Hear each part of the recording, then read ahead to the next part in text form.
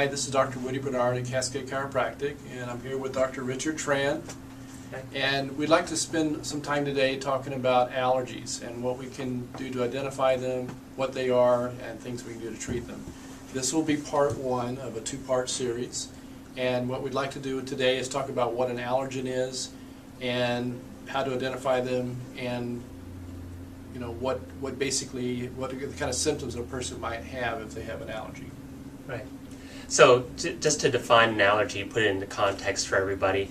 Usually if you're eating or you're breathing throughout the day, I mean, there's certain substances that we're exposed to, whether it be dust or certain foods that you're eating, even certain things that you're contacting. I like to break it up into A, B, C, D, and E. This is the way you can remember it. A is either something that you ate, B is something that you're breathing in, C is something that you're in contact with, D is something that you drank, and E is actually emotions. If those things are constantly bombarding your system from day to day, they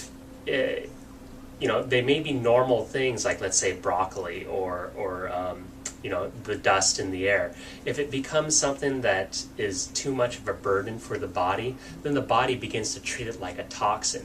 It starts treating it almost like a foreign invader, and as a result, it'll start secreting these different chemicals within the body, maybe causing some inflammatory response, and causing it, using that substance as a way to invade it and to try to protect itself. The body will try to protect itself from that invader. Exactly. So basically it's just an overreaction of our immune system. Right. A healthy, normal, functioning immune system will see a foreign substance and take that foreign substance and basically wall it off in the body, or do whatever it needs to break it down so it can get rid of it.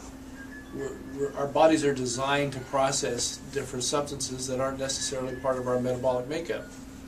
A good definition for an allergen, in fact, is that it's any substance that takes more energy to process or metabolize than what it generates for the body. So if you take a common food, let's say corn for instance, and you eat corn, normally you should sustain more energy from the breakdown of the corn in terms of nutrition and energy and glucose from that than what the body takes to process it. However, if someone is sensitive to corn and it doesn't recognize it as a food but more as a toxic substance, it takes more energy to process it than the body generates. Hey, here's something we could talk about. I mean, back in like the 1940s, 1950s, it's like, you could eat corn and it wasn't really a problem. I mean, why is it so much of a problem nowadays versus back then? There's some good evidence to show that the genetically modified foods are a big part of this problem. Many of these foods, being engineered in laboratories, are designed so that they can handle pesticides, herbicides, and so on that can be sprayed on these crops directly without killing them. Mm-hmm. So they're designed for creating a mass production or a higher yield per acre. The problem is that we don't really understand what genetically modifying a food does to our immune system. It may not respond in the same appropriate way that it does to something that hasn't been altered. So we don't know exactly how these things are playing a role, but we do know that allergies are on the rise, that genetically modified foods were introduced back in the early 1990s, and allergies have been skyrocketing since then. In fact, from 1997 to 2005, there was a 265% increase in hospitalizations from allergy reactions. Right. So something is going on.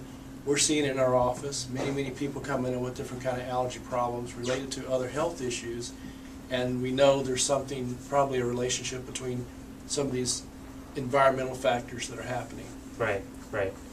And, it can be difficult to be able to see whether a person actually has an allergen or not. Sometimes, people may go into a doctor's office and they may get that skin prick test, and they might get some blood tests to be able to see whether they're allergic to certain types of things.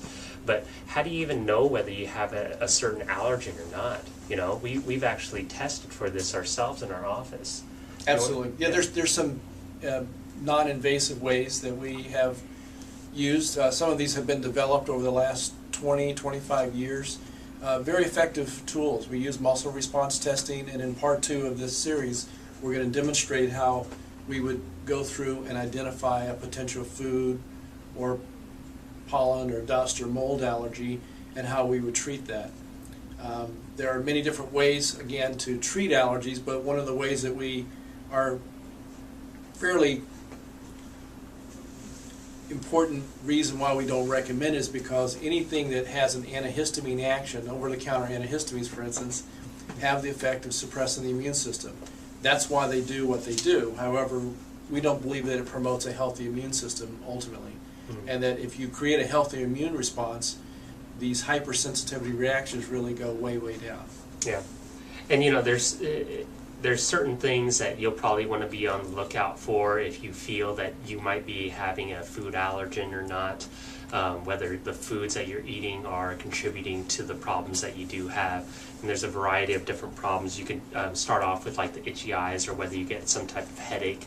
Sometimes a certain neck pain or back pain can actually be related to that. We've had patients before where we've eliminated certain foods from their diet, and as a result, they've their health has actually come around, and their ability to be relieved of that pain actually is relieved significantly.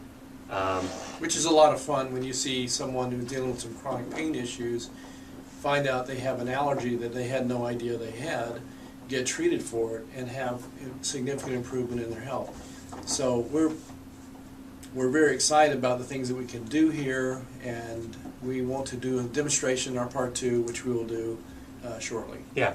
So if you have any questions, or if this information is useful to you, please let us know, and we're more than happy to be able to serve you. Check out our website at cascade2wellness.com. You can check out some of the information that we have there. Feel free to call us, pass this on to your friends if you'd like, and we look forward to being able to talk with you soon. Thanks a lot. Thank you.